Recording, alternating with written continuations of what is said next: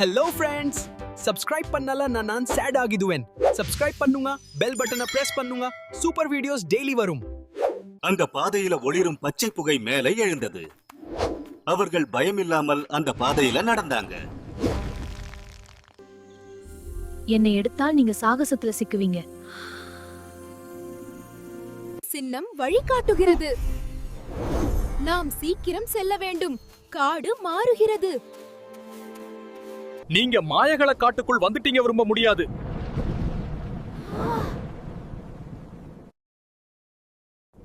Coco முதல்ல கால் வத்தான்.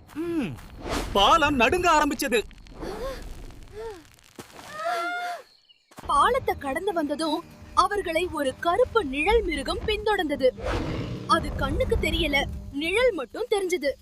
ஐயோ, அது நம்ம பின்னாடியே வருது. வேகமா ஓடுங்க. அது நெருங்குது. அது நம்மள தாக்க வருது. மித்ரா கையில் இருந்த மாயக்கல்லை தூக்கி காட்டினாள். கல் ஒளிர்ந்து நிழல் மிருகத்தை பின்னுக்கு தள்ளியது. நிழல் மிருகம் பயந்து ஓடிச்சு. என் கைய பாருங்கள், அது ஜொலிக்கிறது. ஆச்சரியம்! இது நிஜமா? இந்த தண்ணீர் மந்திரம்தான். நீ இங்கே ஏன் வந்தாய்? உனக்கு அனுமதி இல்லையே. உன் உள்மனதின் தூய்மையை நிரூபி, இல்லையேல் செல்லலாம். ஒரே பாதை சரி. ஒரே பாதை சரி. சின்ன பச்சை பாதையை தேர்ந்தான். அவர்கள் நடந்ததும் தரை மெதுவாக சுழன்றது. அனைவரும் விழப்போனாங்க. லட்டு சிரிச்சான், ஆனால் பிரதிபலிப்பு சிரிக்கல. பிரதிபலிப்பு தனியாக நகருது. நான் தான் உண்மை கோகு. உண்மை நண்பன் இருந்தா பூ ஒளிரும். இல்லை. வெளியே போங்க. அட கடவுளே, எங்க மாட்டிக்கிட்டோம் இப்போ? எங்க மாட்டிக்கிட்டோம் இப்போ? கல்லின் சக்தி மீண்டும் வர வேண்டுமெனில் நட்பு சத்தியம் செய். கல்லின் சக்தி மீண்டும் வர வேண்டுமெனில் நட்பு சத்தியம் செய்.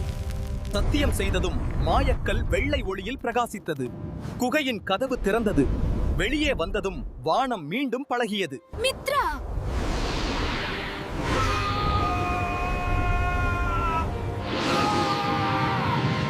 சின்னு கையில் இருந்த ஒளிரும் கையை வைத்து மந்திர கல்லை தொடினான்.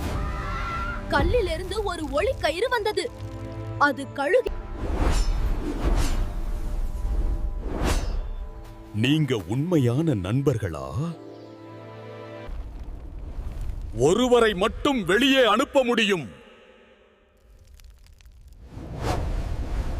ஒருவரை மட்டும் வெளியே அனுப்ப முடியும்னு சொன்னான். நண்பர்கள் எல்லாரும் சேர்ந்துதான் போகணும்னு சொன்னாங்க. நட்புதான் உண்மையான மந்திரம்.